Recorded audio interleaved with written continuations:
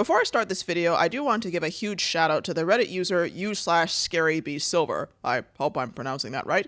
Their thorough and detailed input on the Sonic movie subreddit was invaluable in helping me develop this theory. Especially in this post, linked down below, they did a stellar job breaking down the why and how of the theory to be discussed in this video, and I'll be citing it throughout. Check out their post and that of other members of the Sonic movie subreddit. Also, I want to address a mistake I made in my last video where I failed to mention that the Master Emerald and the Chaos Emeralds were permanently separated at the end of the second film, so apologies for any confusion.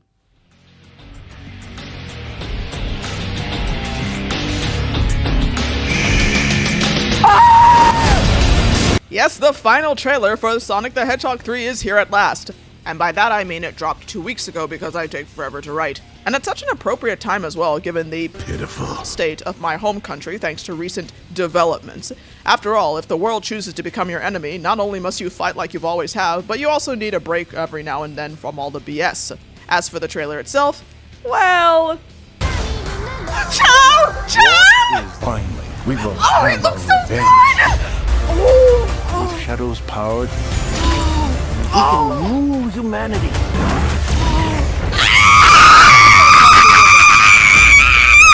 That's all the crazy people.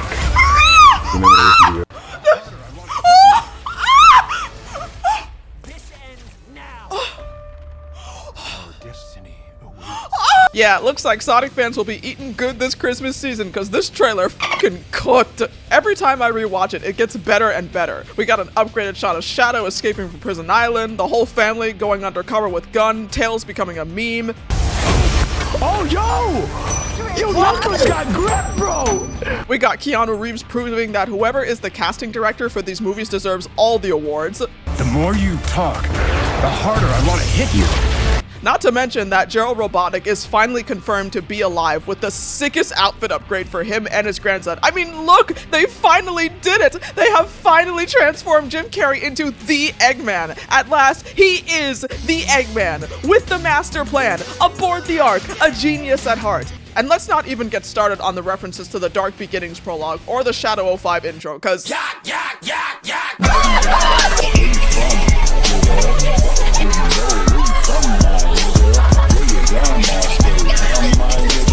and you know, as Sonic fans, once a trailer to the movies drops, we'll have a plethora of dumbass theories and comb through every pixel to find evidence for them. Therefore, I once again have to share what I expect to happen in the film based on the final trailer. If you're interested in my theories and predictions based on the first trailer, the link to that video will be in the description box. However, there will be one major difference between this and my previous video. Instead of talking at length about several major theories which carry significant plot ramifications, I'm only going to talk about one. Will Sonic seek revenge against and even try to kill Shadow? The reason I'm discussing only one is because there's simply not enough time to create another hour-long monster and publish it before December 20th of this year. But before we dive into my main theory, I'll still treat you to a lightning round of smaller, miscellaneous predictions I have after watching the final trailer and several TV spot teasers.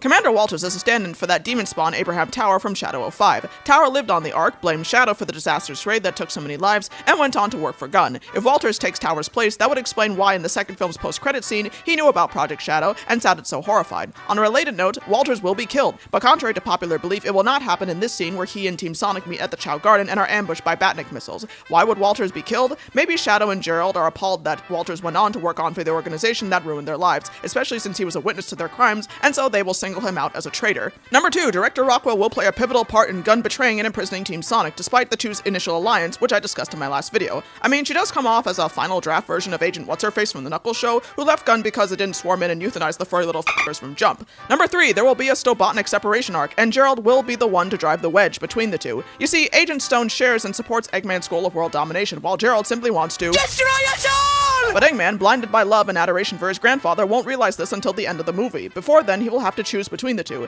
and judging by who was on the spaceship going to the Ark in the trailer and who isn't, he did exactly that. But by the end of the film, Eggman will have a change of heart and ask for Stone to come back and help him fight Gerald. Alternatively, Stone's love may be so strong that he finds a way to sneak onto the Ark to stop Gerald himself, maybe through using a superpowered suit. I mean, this poster of Stone channeling T'Challa must have some plot relevance, no? Number 4, all these goofy snippets of Eggman and Gerald doing a bunch of random shenanigans together aren't actually happening, but just Eggman reimagining painful moments moments from his childhood where he wishes that he had a father figure to love and nurture him. On a related note, it seems like I was right about movie 3 having a silly dance sequence. I'm just disappointed that it won't be a flashback of Shadow and Maria grooving to Abba's Dancing Queen during the latter's birthday party on the Ark. Number 5, there will be some infighting within Team Sonic stemming from Sonic's vengeful approach to stopping Shadow. It gets so bad that he will temporarily abandon Tails and Knuckles to do the dirty job himself. And then they all kiss and make up towards the climax, and you better hug him back, mister! None of that a warrior does not hug or show vulnerability Macho Man BS. Number 6, since Sonic called Tom Dad in the last movie, I predict Maddie's due to be called Mom in this film. And if she is, I actually want it to be Knuckles who does it, because 1, it'll show that they've resolved things since the TV show, and 2, over in fanart and fanfic land, it's kind of been universally decided that Knuckles is the mama's boy of the group, and I need that to become canon. I mean, just look at how cute him and Maddie are in these pics. Number 7, Tails' jetpack will play a crucial role in his arc of becoming an independent hero and not just Sonic's sidekick, which I discussed further in my last video. Perhaps Tails starts the film feeling insecure that he can't measure up to Sonic and therefore compensates by building gadgets to help him mimic his older brother's speed. Eventually, however, our little fox will realize that he cannot be another Sonic, but the only Tails. Honestly, of all my 7 original theories for the third film, I really want Tails to get this moment of character growth. Number 8, as cool as it is that they peed on the moon, I don't think it will stay permanently damaged like in Sonic Adventure 2. I suspect that in the film, the Chaos Control energy Super Sonic and Super Shadow will use to stop the Ark's collision course will be so strong that it spreads to the moon and restores it to its original form. Admittedly, it'd be really lame if this happened, because what's the point of demonstrating how much of an existential threat to humanity the Robotniks are by having them up Earth's oceans for life just as a warning, only to reverse all of that? Either go all the way with ecological catastrophe, or don't go there at all. And finally, number 9, now that it's been revealed that movie number 3 will have more than one post-credit scene, I predict that there will be 3 in total. How I believe each of them will play out is based on the fact that director Jeff Fowler said that at least one would set up the plot for the 4th movie, and that Paramount will allegedly greenlight a Shadow spin-off if this makes enough money. So here's how each scene would go down. Number 1, an adorable pink hedgehog arrives on Earth via a portal ring. She talks about following a tarot card reading that predicted love and adventure if she travels to this planet. Number 2, a few months pass and Eggman and Son are elated to get back to their goal of world domination, especially since they'll soon have the perfect match for Sonic, because unlike the past 2, this one, like a good machine, will do what it's told and follow its programming. And number 3, an injured and unconscious Shadow is stranded in a remote location on Earth, holding a Chaos Emerald. A ring portal opens, and a strange winged figure casts their shadow over him. The intruder, sexy and smooth, is delighted at the sight of the emerald, and wonders aloud if this hedgehog can lead her to the rest of the legendary gems. Alright, now that that's out of the way. If you watched my last video about the third movie, you may have noticed that I didn't have any big theories about Sonic himself. That just goes to show how much I suck at analyzing trailers, because even the first one gives some pretty big hints that movie number 3 will not only have Sonic undergo significant character development, but that this may be his darkest chapter yet. Not just dark as in fighting a grief-stricken antagonist who wants to avenge a child's murder, but dark as in Sonic, our hero, may also be so stricken by loss that he too will choose Revenge! Now, before you ask, yes, this all goes back to the increasingly popular theory that Tom Wachowski, Sonic's adoptive human father, will be killed by Shadow. I addressed this theory in my last video. In fact, other people are even predicting that Tom might die, or at the very least is at great risk of dying at Shadow's hands, based on this shot and these lines. What did you do? What I had to. And while I still maintain my original position that this would not happen, I now know for a fact that Tom will at least be in great danger thanks to Shadow, and that this, among other factors, may lead Sonic to take the path of vengeance, especially when you look at this shot from one featurette where the Wachowski family is going in for a group hug. If you look closely, you can see that Tom's arm is in a sling, so something definitely happened to him. But why would Sonic take such a dark turn, you ask? He's a carefree, lighthearted spirit. He's had family members badly injured by bad guys before, and he didn't become all malicious and out for blood then. That's just not who he is. Shadow's the one who wants deadly retribution. Shouldn't Sonic, our hero, be the one to convince Shadow that this isn't the way? Why would he take the same destructive path? The answer comes down to one word: duality.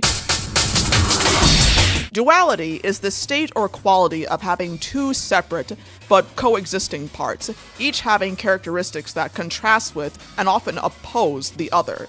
It's also a recurring motif in Sonic Adventure 2, which the third film is based on. The game's plot alternates between two parallel campaigns of good versus evil, highlighting the stark contrast between each of our three heroes and their dark counterparts. For example, on one side we have Sonic, our extroverted and optimistic hero seeking to clear his name. On the other side is Shadow, our brooding and hardened antagonist seeking to clear humanity off the map. But often, stories that employ duality don't just highlight differences between characters, they tend to reveal similarities as well. Both trailers suggest that Adventure 2's duality motif, its interplay between the differences and similarities between Sonic and Shadow, will be adapted, from the dual-colored Spin Dash logo to the many shots of Sonic and Shadow doing the same action poses as a callback to the game's iconic intro, to even both characters saying the same lines. This ends now! Now you might be thinking, well, other than being super speedy hedgehogs, Sonic and Shadow are nothing alike. They have completely different personalities and directly opposing goals for the majority of the game's story. Sonic hasn't suffered loss or despair like his dark counterpart, right? In the game, no, he has not. But in the SCU, obviously he has. Sonic was separated from his caregiver Longclaw the Owl when he was barely past infancy. He then spent the next 10 years in hiding with no one to interact with, yearning for connection, friendship, and family. In the first movie, we quickly see how much this isolation has taken a toll on him. You don't think your prolonged isolation is making you a bit crazy, perhaps? Deep down, you are still rather lonely? Perhaps afraid you'll be alone forever? I really am alone. All alone, forever.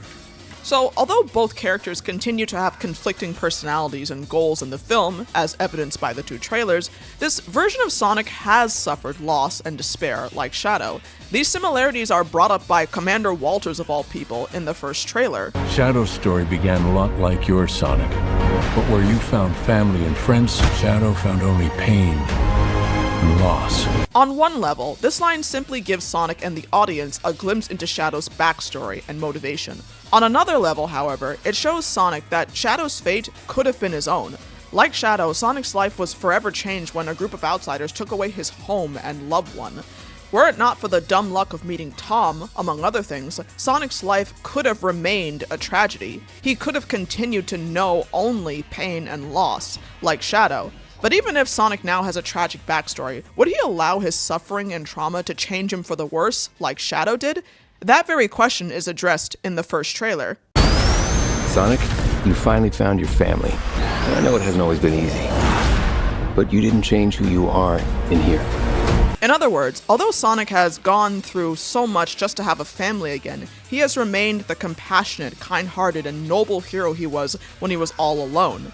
Unlike Shadow, the turmoil and violence Sonic faced hasn't changed him for the worse.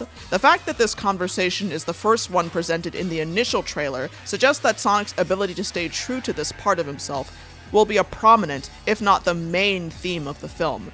Once Sonic confronts someone who is hell-bent on wiping out all of humanity and who cannot be convinced otherwise, his compassion and commitment to always take the high road could, in Scary B. Silver's words, end up getting challenged. In fact, Sonic may already believe that he has changed for the worse and isn't, in fact, a noble hero. In the same scene of Sonic's conversation with Tom, there's a large chalk drawing of him and Longclaw. Longclaw is a very minor character in the first two films. Her only on-screen scenes are when she sends Sonic away to protect him from the Echidna tribe, and when her ghost passes down to him the knowledge of and responsibility for the Master Emerald. Otherwise, she isn't much of a factor in either film's plot. So it's significant that she's featured rather prominently in the third film's trailer, especially when she wasn't in any of the trailers for the first two movies. It suggests that she, or more likely Sonic's love for and memories of her, will play a much larger role in the third film's plot. By pairing this drawing with the above conversation, the trailer acknowledges that Sonic has in fact changed since meeting Tom. Since then, he's gone against Longclaw's strict instructions to stay hidden from other people and leave Earth if he is once again discovered. I know I have to leave Earth to be safe, but what if Longclaw was wrong? Maybe I could have a life here. This is my power, and I'm not using it to run away anymore. I'm using it to protect my friends. In fact, the drawing itself speaks to how far removed Sonic is from who he was when Longclaw was his only family. For one, it looks like it was done by a preschooler, suggesting that Sonic made this many years ago, perhaps right after he and Longclaw were separated. Second, the drawing appears to have been done on a cave wall, perhaps inside the cave Sonic used to live in when he was adopted. His entire existence used to be dictated by the warnings of a family member who just wanted what she thought was best for him. But now, he has left that life behind for a new one, for a new family. Realizing all of this, Sonic might wonder, has he left Longclaw behind as well? Is she now nothing more than a memory inside of a long abandoned cave? If so, then he can't possibly have a good heart, a hero's heart, right? I'll admit that this is a lot to infer from just one shot, but it does offer a good explanation as to what would prompt Tom to reassure Sonic that he hasn't changed for the worse. And even if he's convinced, some questions may still linger, such as, if I can so easily step away from Longclaw's way of life, what else am I willing to step away from? What else am I willing to disregard for the sake of having a family? And that is how Sonic could change for the worse. That is how he can turn against being the compassionate, noble hero and instead seek revenge. It's that he will do anything to protect his family. Remember how in the second film, Tom taught Sonic that Taking care of yourself is not what being a hero is all about. It's about taking responsibility for other people. From that point on, Sonic repeatedly took responsibility for others, specifically his family members, living and deceased. He took responsibility for honoring Longclaw's final wish to find the Master Emerald and carry on her duty to protect it. I won't let you down, Longclaw. He took responsibility for Tails' safety when he decided to fight Eggman and Knuckles alone to get the Master Emerald. Sonic, this is way too big for you to do by yourself. You see that little fox over there? I practically got him killed. I'm not letting anyone else get hurt because of me. I'm gonna fix this while I still can. And he took responsibility for Tom and Maddie's lives when he implored them to escape as Eggman prepared to deliver a death blow to all three of them.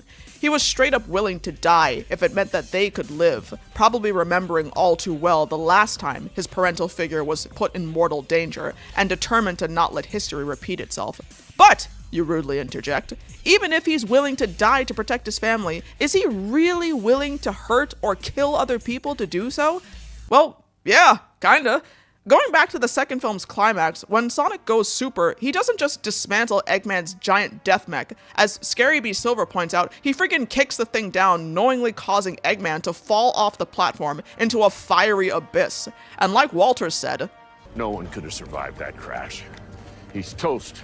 Good riddance. And while we, the audience, know that Eggman survived, none of the characters in the film know that at this point.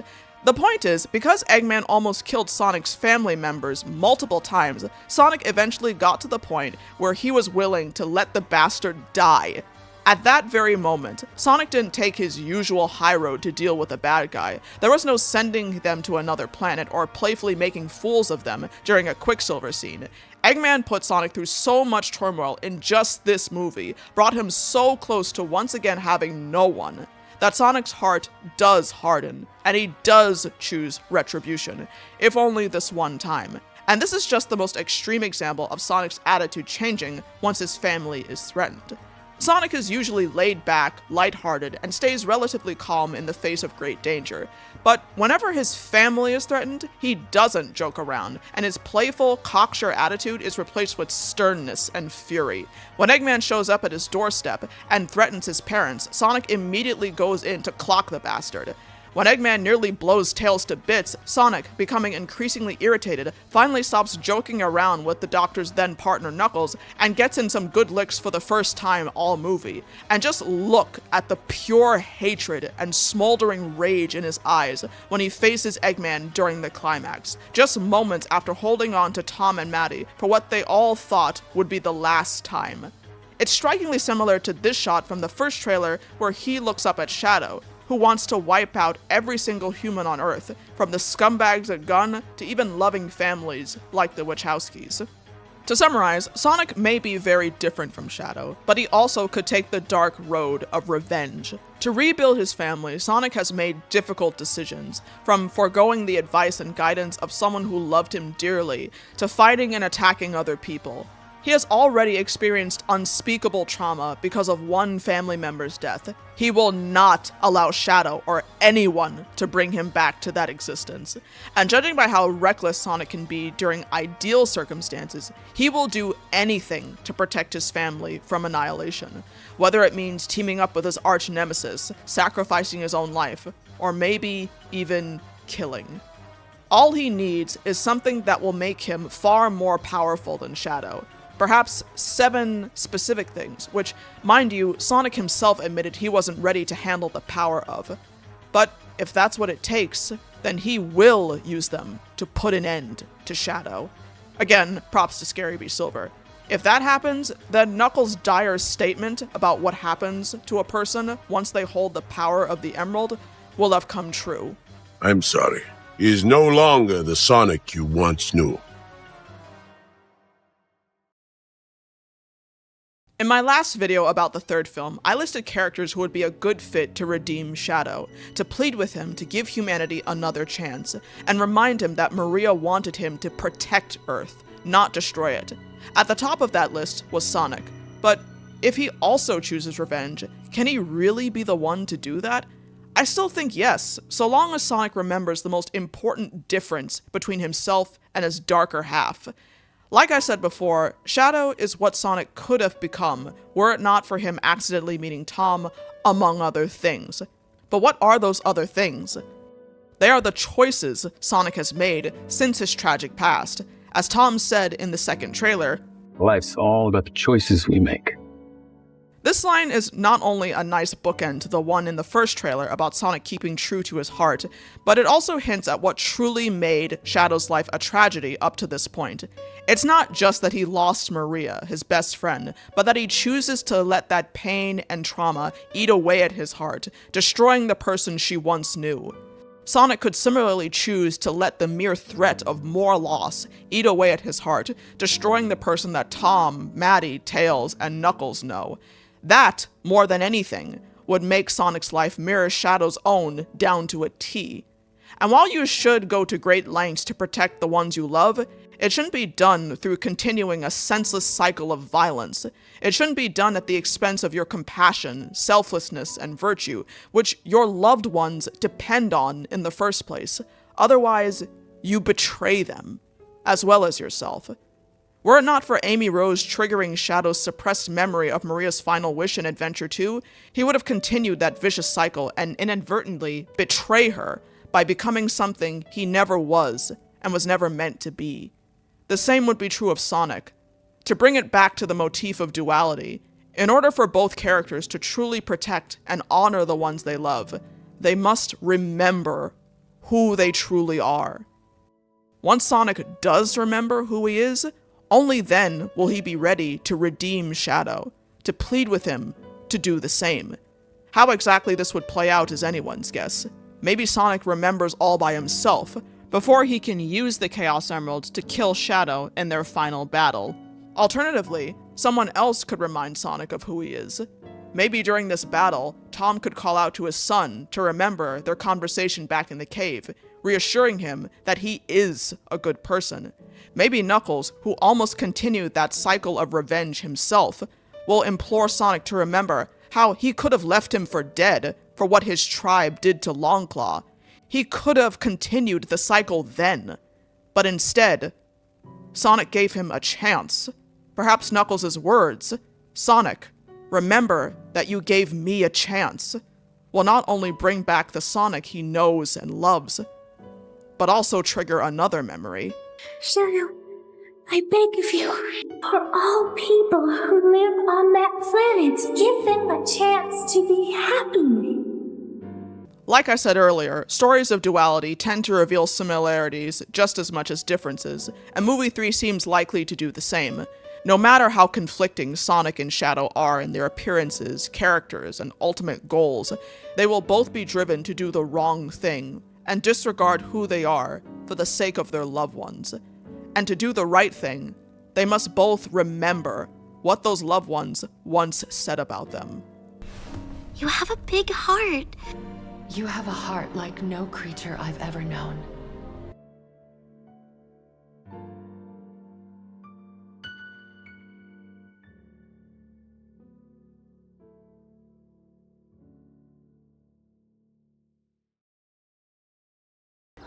Gotta go fast! Where am I? What year is it? Is The Rock president?